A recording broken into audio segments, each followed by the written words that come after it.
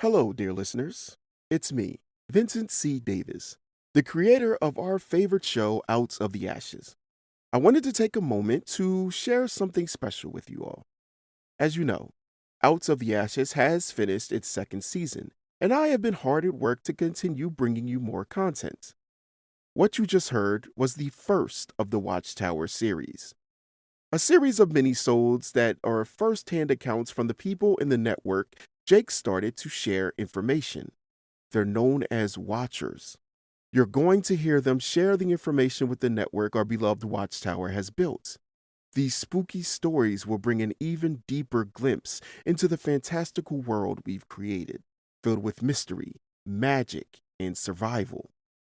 But I have even more secrets to share. There's so much more to explore, so much more to uncover. That's why I invite you to join our Patreon community. For as little as $2 a month, you can become a patron and not only support our creative journey, but also gain access to the full series of minisodes, bonus content, and exclusive behind-the-scenes peeks. Your support means the world to us and helps us bring more tales to life for you to enjoy. But there's one more thing I wanted to tell you about. Our upcoming book, titled Prophecies, The Last Light of Avalon. The first arc in this series of books connected to the Out of the Ashes universe. This book tells the full story of Morgana, from birth to present day. You can think of it as a standalone prequel to Season 3. It delves deeper into the lore, characters, and mysteries of our world, and will begin to connect some dots. It's a new chapter in our story, crafted with love and care. So, my dear friends, I urge you to join us on this incredible adventure. Visit our Patreon page, become parts of our community, and unlock the full potential of our story. Your presence and support mean everything to us. Thank you for listening, for being a part of this journey with us, and let's make it truly unforgettable.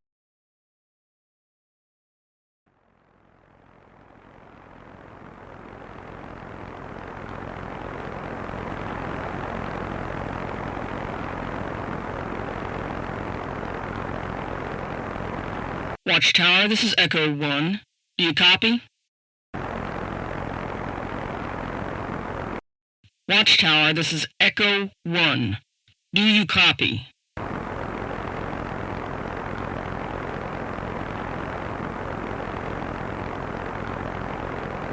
Okay, well, I'm hoping you have your recorder on. I'll just tell my story, and if you need more info, you can contact me at 145.131. Let me start by letting you know, this is not just fear talking. Also, the fall of civilization did not make me paranoid.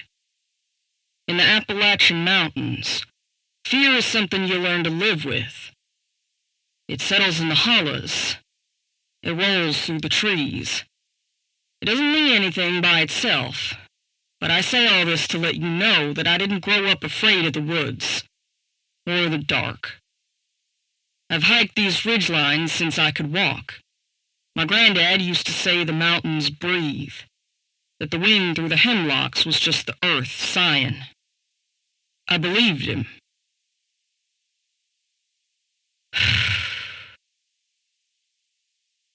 I'm not so sure anymore.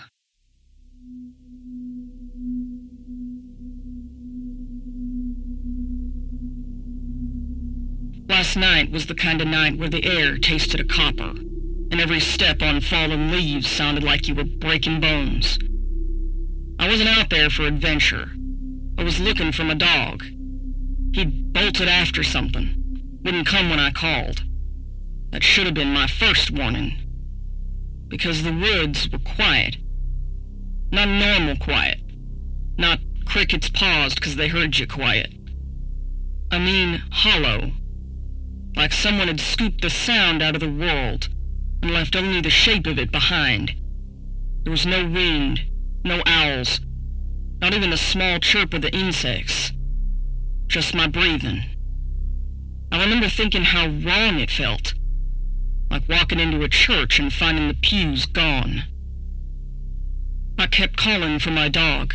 My voice didn't echo. It just fell, like the trees were swallowing it. And then I heard it. My name.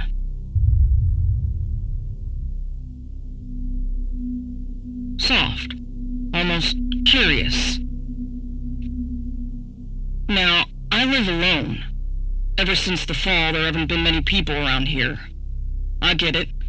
With all the creepy things emerging from the dark, why would anyone come here? Also, ever since I lost my mom 10 years ago, I've been alone. Keeping to myself and not talking to anyone unless absolutely necessary. So I know there was no one out there who knew I was in those woods. But I heard it clear as anything. My name, drifting from down the slope near the old coal cut. It sounded like me. Not exactly, but close enough that my stomach turned over. Same cadence, same drawl, like someone had practiced. I told myself it was the wind catching on rock, an auditory trick, the mind filling in blanks. We're good at that, humans. We see faces and bark, hear words and static. But the thing is, it said it again. Closer. And this time, it laughed. Not loud, not wild, just a breathy little exhale, like it found something amusing. That's when I noticed the trees. They were leaning, bent just slightly toward the sound, as if every trunk, every branch was straining to listen. I couldn't feel my hands anymore. I realized I'd dropped the flashlight because the beam was shining sideways through the brush, catching on something pale between the trunks. At first I thought it was a deer's flank reflecting light, but it was too tall, too narrow, and it wasn't reflecting. It was glowing. Faint, like foxfire on rotten wood. A dim, sickly luminescence outlining joints, angles where elbows should be, knees that bent a little wrong. It stepped forward and the undergrowth didn't move. That's what broke me. In these mountains, everything moves when something passes through. Branches snap, leaves scatter. But it walked like it wasn't touching the ground at all. Just deciding where to be next. It tilted its head, and I swear to God, I saw my own face stretched across it. Not worn like a mask, not perfectly, but suggested. Eyes a little too wide, smile lagging half a second behind. It opened its mouth, and my voice came out. Found you. I ran. I don't remember turning around. I don't remember picking up the flashlight. I just remember the sound behind me.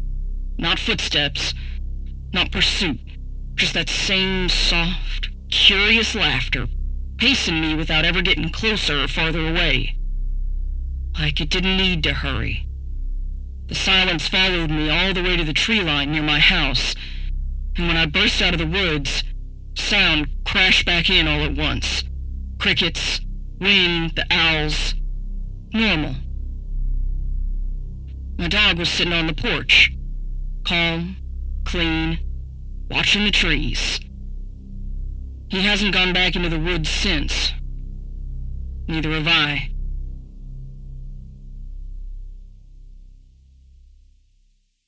I wanted to share this with you, and I want you to share it with others. If you don't hear from me by the end of the week, assume the worst. 'Cause sometimes, when the wind drops and the night goes thin, I hear something at the edge of the yard. Not calling my name, just breathing and waiting. Echo 1 out.